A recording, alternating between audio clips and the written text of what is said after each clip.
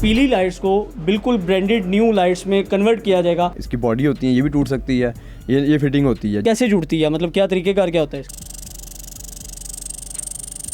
4 से 5 किलो की लाइट है। जहाँ पर मतलब जोड़ लगाया गया वहाँ से भी पकड़े तो ये अब गिर नहीं रही। शीशे की भी रिपेयरिंग हो जाती है। जर्मन टू जर्मन करने चाहते हैं तो फिर उसमें ये होता है कि हमें जर्मन 2 पीस चाहिए होते हैं। एक यानी कि टूटा हुआ शीशा यहाँ से मिला हुआ, हमें एक शीशा टूटा हुआ मिल जाए यहाँ से, दोनों को मिला देते हैं। लाइट को आपने रिपेयर कर दिया और वो दोबारा फिर टूट गई है तो वो दोबारा भी जुड़ सकती है। इस हालत में थी और अब आप देख सकते हैं कि ये किस तरह बिल्कुल चमचमाती न्यू लाइट की तरह है। अस्सलाम वालेकुम नाज़रीन, पब्लिक डिजिटल एक्सक्लूसिव के साथ मैं हूं आपका मेज़बान फैज़ान आसिफ। नाज़रीन, किस तरह पुरानी और टूटी हुई लाइट्स को रिपेयर किया जाता है और कैसे ये पीली लाइट्स को बिल्कुल ब्रांडेड न्यू लाइट्स में कन्वर्ट किया जाएगा, आज की इस वीडियो में आपको लाइव दिखाएंगे। तो आइए चलते हैं अंदर।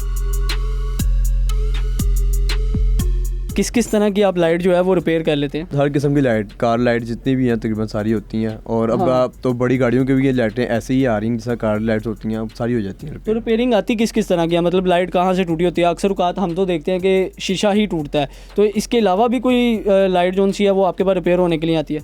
बिल्कुल, इसमें आपकी लाइट की जो फिटिंग होती हैं वो भी टूटी होती हैं, बॉडी होती है वो भी टूटी होती है। अब ये भाई अब देख सकते हैं तो दिखा देता हूँ। इसकी बॉडी होती है, ये भी टूट सकती है, ये फिटिंग होती है जो गाड़ी में हमारी लाइट में फिट होती है, ये उसकी फिटिंग है। ठीक है। ये भी टूट जाती हैं। इसको हम अपनी ज़ुबान में नक्का बोलते हैं, कन्ना भी कहते हैं कुछ लोग, तो हम लोग ज़्यादातर लोग फिटिंग कहते हैं। ये फिटिंग होती है, ये टूट जाती हैं। दूसरे इसमें आ जाते हैं तो फिर हमारा शीशा भी टूट जाता है। शीशा टूटता है, अंदर के क्रोम्स होते हैं, रिंग्स होते हैं, ये टूट जाते हैं। इनकी भी रिपेयरिंग हो सकती है, शीशे की भी रिपेयरिंग हो जाती है। अच्छा, ये जो आप होल्डिंग का बता रहे हैं कि ये टूट जाती है, ये जिस तरह आपने ये देख सकते हैं कि ये इन्होंने जोड़ी भी है, तो ये कैसे जुड़ती है, मतलब क्या तरीक़ेकार क्या होता है इसका? ये होता है सिस्टम एक प्लास्टिक वेल्डिंग। अच्छा, मतलब वो जिस तरह लोहे की वेल्डिंग हम देखते आ रहे थे सेम उसी तरह की होती है? सेम उस तरह की तो नहीं होती, लेकिन इसको हम यानी कि वेल्डिंग ही कहेंगे क्योंकि हमने वेल्ड ही कर रहे हैं इसको। तो लाइव हम करके भी दिखा देते हैं कि किस तरह जो है लाइट को पहले जोड़ा जाता है। ये हमारे वेल्डिंग रॉड होते हैं, प्लास्टिक रॉड, और ये उससे हम वेल्ड करके आपको दिखा देता हूँ। ये नाज़रीन, अब इसको क्या कहते हैं, जोड़ने का प्रोसेस जो है वो शुरू हो चुका है और आप देख सकते हैं कि जो होल्डिंग बैक से टूटी हुई थी उसको अब जोड़ा जा रहा है। ये देख सकते हैं जैसे ही उसको प्लास्टिक को हीट दी गई है तो उसमें थोड़ी सी बाउंडिंग आ गई है और अब ये ऊपर से इसको जो प्लास्टिक रॉड है उसके ज़रिए इसको पक्का वो जोड़ लगाया जा रहा है। बिल्कुल ऐसे ही है अस्सलाम भाई? जी।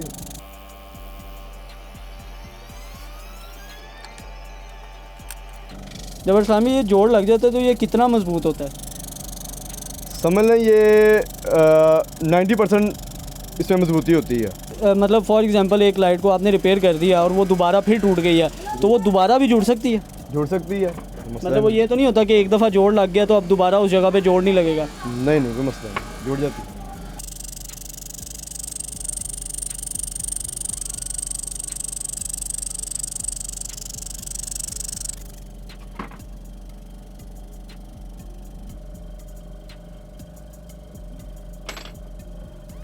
ये देखें जी, ये अब जुड़ गया तकरीबन।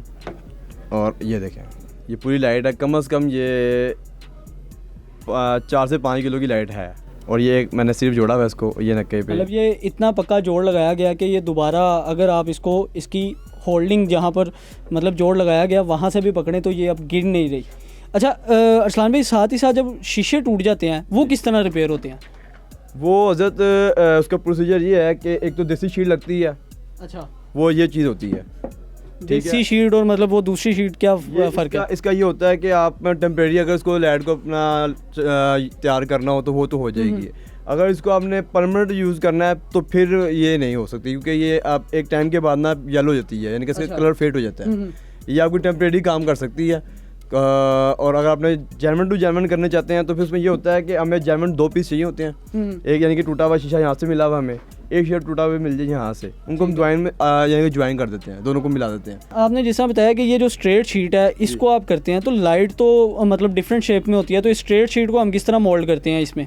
इसको हम सेक देते हैं, हीट देते हैं, हीट देने के बाद ये बिल्कुल मेल्ट हो जाती है, यानी कि अच्छा। बिल्कुल पतली हो जाती है। मोल्ड इसका हम तैयार करते हैं किसी साफ लाइट के ऊपर, जो से हमें लाइट तैयार करनी होती है उसी लाइट के ऊपर हम किसी साफ लाइट दूसरी लेते हैं, उसके ऊपर से मोल्ड तैयार करते हैं। मोल्ड को उसके ऊपर हम कटिंग करके उसके अंदर ज्वाइन करते हैं। जब वो तैयार हो जाती है तो बिल्कुल उसमें फ़र्क महसूस नहीं होता कि ये रिपेयर हुई हुई है? नहीं, फ़र्क तो थोड़ा बहुत होता है, यानी कि 19-20 फ़र्क महसूस होता है। कोई एक चीज़ जेन्युइन होती है, उसके अंदर डिज़ाइनिंग होती है, वो डिज़ाइनिंग बास टाइम नहीं होती है, बास टाइम नहीं लगा मतलब सकते। जिस तरह फॉर एग्जांपल ये लाइट है तो इसके अंदर कुछ समटाइम ये होता है कि टेक्सचर भी दिया होता है, जिस तरह ये टेक्सचर आपके सामने नज़र आ रहा यही है। वाला। तो जब लाइट रिपेयर होती है तो तब ये टेक्सचर भी आता है? इसको हम हाथ से अगर बना सकते हैं तो इतना क्लियर नहीं बनेगा, वैसे हम निशानदेही लेकिन कर बन सकते हैं। जाता है। हाँ, बन जाता है, लाइनिंग बना लेते हैं, लेकिन इतना क्लियर नहीं आएगा, इतनी फिनिशिंग नहीं आएगी। अब समटाइम ये भी होता है कि कुछ लाइट टूटती नहीं है, शीशा टूटता नहीं है, लेकिन उनके ना कलर फेड हो जाते हैं, मतलब येलो पीलापन आ जाता है, तो वो किस तरह रिपेयर होते हैं?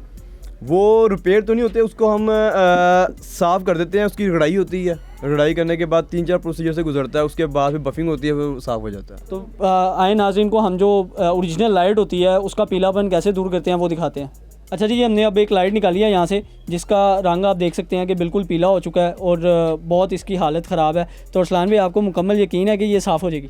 सर बहुत की है, इसलिए अच्छा। यकीन। हाँ जी, तो चलें फिर ये लाइव करते हैं और आपको दिखाते हैं कि ये किस तरह साफ़ की जाएगी।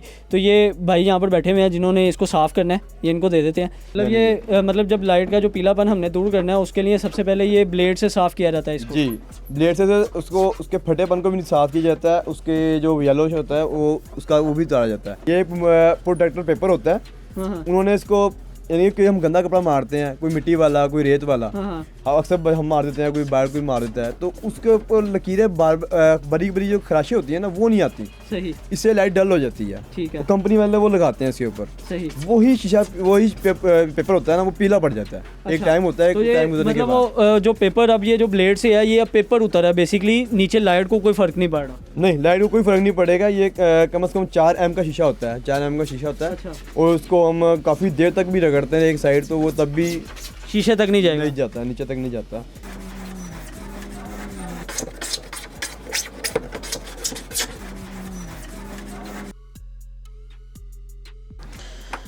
अच्छा जी, ये तो अब आप देख सकते हैं कि इसके ऊपर जो पीलापन था वो काफ़ी हद तक ख़त्म हो चुका है, लेकिन इसके ऊपर स्क्रैचेस जो हैं वो आ गए हैं।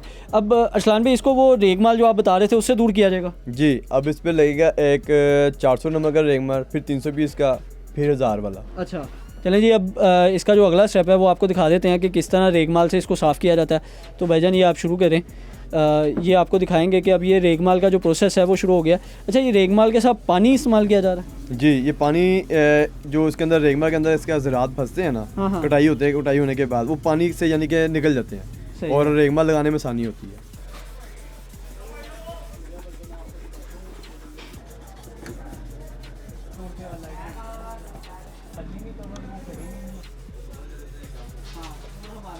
अच्छा जी नाज़रीन, ये रेगमाल इसको लग चुका है। अब इसका जो अगला स्टेप होता है वो बफिंग का, वो आपको दिखाते हैं। तो नाज़रीन, ये अब आप देख सकते हैं कि ये बफिंग की जा रही है। अरसलान भाई, ये आपने क्या लगाया? ये पॉलिश है इसकी। अच्छा, बफ पॉलिश है इसकी। ठीक है, उससे शाइन आएगी। हाँ जी, ये देखें, ये आप देख सकते हैं कि जैसे जैसे जिस पार्ट पे बफिंग की जा रही है सारे स्क्रैच ख़त्म होते जा रहे हैं और लाइट जो है वो अपनी ओरिजिनल हालत में आ रही है। और मुझे वाकई यकीन नहीं आ रहा कि ये वही लाइट है जो पीली लाइट जो मैंने आपको दिखाई थी। तो ये अब बफिंग का प्रोसेस जा रहा है। अब देखते हैं कि बफिंग के प्रोसेस के बाद इसकी क्या कंडीशन निकलती है।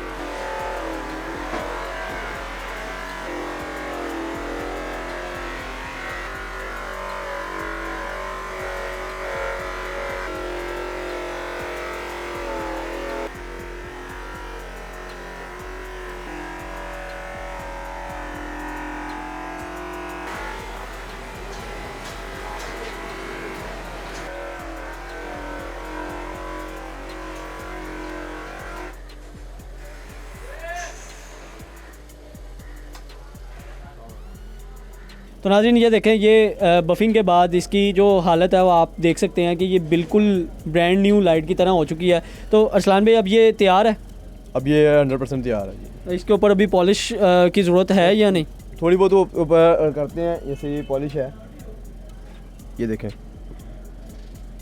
ये पॉलिश में बेसिकली ये स्पेशली लाइट की होती है? जी जी, लाइट्स की हैं, बॉडी पार्ट्स, यानी कि गाड़ी की बॉडी पार्ट्स की है पॉलिश होती है, कहीं भी आप लगा सकते हैं, लेकिन ये बॉडी पार्ट्स की होती है स्पेशली।